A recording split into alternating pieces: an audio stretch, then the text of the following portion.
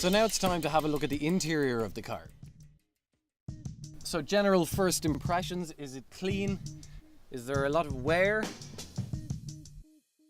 there an odour of dampness, or maybe a lot of air freshener once again that might be hiding an odour?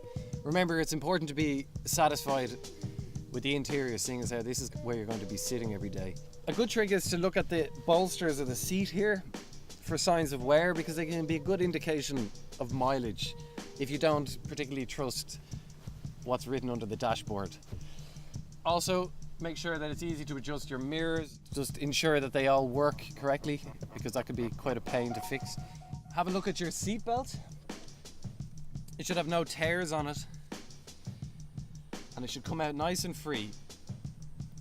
And as another mileage indicator, higher mileage seat belts tend to get a bit laggy as they go back. So a nice low mileage car should have a nice fast retraction. You have to spend a little bit of time pretty much going through every electronic option you have in the car to check that they all work. So turn on your radio, check all the buttons are in working condition. This car is in nice condition, so they're all fine. So at higher mileages, the gear knob itself will actually begin to get worn smooth. But bear in mind that these are replaceable, so factor that in. Another indicator of higher mileage can be down here on the pedals, where your heel sits. Quite often in very high mileage cars, this can actually become a hole, but you'll even on lower mileage you'll see some wear. This can be a good indicator of how hard the car has been driven, or how long the car has been driven. Also, the different pedals will have different covers on them, but the wear on the plastic or rubber is a good thing to keep an eye on.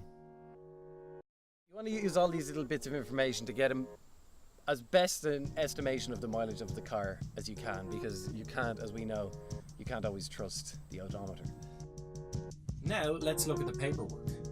Check the tax disc is current and factor in retaxing and back tax. Next up, the NCT. Check the date and again factor in retesting. Be wary of a car without NCT, but also remember that a valid NCT does not mean a car is perfect. Lastly, check the logbook. Make sure it completely matches up with the car you're viewing. Check the lease history and always perform a credit check on any car that you're thinking of buying. So now we're going to look at the electrics. So key the ignition one stage at a time, and make sure that all the lights that should come on do come on. You can check in the manual what should be there. If something is missing, it could be because the bulb has been removed to perhaps hide a fault, so it's very important that all these lights turn on as they should. When you're ready, go ahead and start the engine, and you'll notice that everything should turn off if everything is in working condition. Then when you're ready, just leave it idling, pop the bonnet and get out of the car. So lifting up the bonnet is great to get a closer listen to the sound of the engine. It should sound nice and even, just evenly turning over. It shouldn't be pulsating or revving back and forward like this kind of sound. This can indicate a host of problems that we won't get into right now. Also bear in mind that diesels and petrols sound totally different. A diesel is much louder type of engine, a deeper sound.